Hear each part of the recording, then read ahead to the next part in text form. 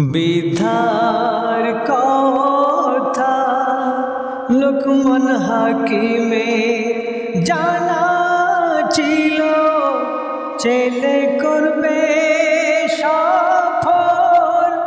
পিতা বিধার কথা শোনালো, পিতা বিধার কথা শোনালো। বিধার কথা লোকমান হাকিমে জানা ছিল, ছেলে করবে সফল। পিতা বিধার কথা শোনালো, পিতা বিধার কথা শোনালো। এবারে লোকমান হাকিমের ছেলে কি বলছে? লোকমানের ছেলে করবে সে ব্যবসা, পিতার কাছে ছেলে চাই শুধু পয়সা। লোকমান হাকিম বলে, শোনো মোর ছেলে, আমার কথা যদি শোনো নসিব যাবে খুলে। বিধার কথা বাবা যেও না তুমি ভুলে, বিধার কথা বাবা যেও না তুমি ভুলে, যেও না তুমি ভুলে। বিধার কথা লোকমান হাকিমের জানা ছিল, ছেলে করবে সফল। পিতা বিধার কথা শোনালো, পিতা বিধার কথা শোনালো। লোকমান হাকিম মোর কথায় সফল করবে, তাই কবি বলছেন, লোকমান হাকিম মোর কথায় সফল করবে ছেলে। আল্লাহকে স্মরণ করে পিতার কথাই চলে, কিছু দূর যাবার পর শীতল কুয়া দেখে পিপাসায় করবে পান। পিতার কথা মনে রাখে, পিতার কথায় সবই মেলে। বিধার কথা স্মরণে রাখে, পিতার কথায় সব মেলে। বিধার কথা স্মরণে রাখে, বিধার কথা স্মরণে রাখে। বিধার কথা লোকমান হাকিমে জানা ছিল, ছেলে করবে সফল। পিতা বিধার কথা শোনালো, পিতা বিধার কথা শোনালো। দূর হতে দেখে, চোখে পড়েছে, কি চোখে পড়ছে? যে বৃদ্ধা বসে আছে। তাই কবি বলছেন, আপনারা ছন্দের মাধ্যমে শুনবেন। দূর হতে চোখ পড়ে, বৃদ্ধা আছে বসে, খুশি মনে সালাম দেয় বৃদ্ধার কাছে সে। পিতা যা বলেছিল নয়নে আমার ভাসে, বৃদ্ধাকে কাছে পেল ভয় আমার চলে গেল।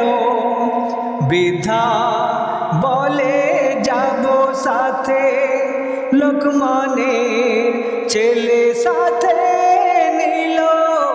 বৃদ্ধা বলে যাব সাথে, লোকমানের ছেলে সাথে নিল। লোকমানের ছেলে সাথে নিল বিধার কথা। লোকমান হাকিমের জানা ছিল ছেলে করবে সফল, পিতা বিধার কথা শোনালো, পিতা বিধার কথা শোনালো। নতুন একটি গ্রাম তারা দেখতে পাচ্ছে, তাই কবি লিখছেন, আপনারা ছন্দের মাধ্যমে শুনছেন। এই গজল শুনছেন আয়ুষ একাডেমি চ্যানেল থেকে। নতুন এক গ্রাম দেখে চাচাকে নিয়ে সফর করে, গ্রামের মানুষ ভিড় করে, সকল দেখে এক নজরে। লোকমানের কথা শুনে খুশি হয় সবার মনে, সে তাই ছিল রাজকন্যা রূপে ভরা গুণে। রাজকন্যা 9টি বিয়ে নিজে কানে শোনে, রাজকন্যার 9টি বিয়ে নিজে কানে শোনে, নিজে কানে শোনে। বিধার কথা লোকমান হাকিমের জানা ছিল ছেলে করবে সফল, পিতা বিধার কথা শোনালো, পিতা বিধার কথা শোনালো। লোকমান হাকিমের ছেলেকে গ্রামের মানুষ বলে, রাজকন্যার সাথে বিয়ে এই প্রস্তাব তোলে। লোকমানের ছেলে চাচাকে সব ঘটনা শোনায়, চাচার মুখে সব শুনে বিয়ে করতে রাজি হয়। বৃদ্ধা বলে আছি সাথে হবে তোমার জয়, বৃদ্ধা বলে আছি সাথে হবে তোমার জয়, হবে তোমার জয়। বৃদ্ধার কথা লোকমান হাকিমের জানা ছিল ছেলে করবে সফল, পিতা বিধার কথা শোনালো, পিতা বিধার কথা শোনালো। এবারে দেখুন কি হচ্ছে। বৃদ্ধা চাচার কথা শুনে বিয়ে আমার হলো। এটি কে বলছেন? লোকমান হাকিমের ছেলে বলছে যে চাচার কথা শুনে আমার বিয়েটা হয়ে গেল। তাই কবি ছন্দের মাধ্যমে লিখছেন। বৃদ্ধা চাচার কথা শুনে বিয়ে আমার হলো, রাজকন্যাকে বলে শোনো ঘরে যাব চলো। স্বামীর কথা শুনে রাজকন্যা রাজি হলো, রাজকন্যা রাজত্ব চাচার হাতে দিল, চাচার হাতে দিল। বৃদ্ধা চাচাকে সাথে করে ঘরে ফিরে এলো, বৃদ্ধা চাচাকে সাথে করে ঘরে ফিরে এলো, ঘরে ফিরে এলো। বিধার কথা লোকমান হাকিমের জানা ছিল ছেলে করবে সফর, পিতা বিধান কথা শোনালো, পিতা বিধান কথা শোনালো। তারা দেখতে পাচ্ছে ওই একটি ঘর, সামনে ঘর, তাদেরই ঘর দেখতে পাচ্ছে। কবি ছন্দের মাধ্যমে লিখছেন, ওই দেখা যায় ঘর বৃদ্ধাতে মে যায়, বৃদ্ধা ডেকে বলে করো আমায় বিদায়।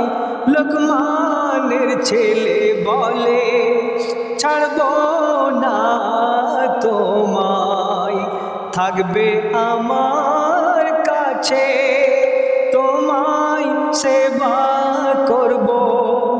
যা পেয়েছি তোমার তরে তোমায় মনে রাখিব, যা পেয়েছি তোমার তরে তোমায় মনে রাখিব, তোমায় মনে রাখিব।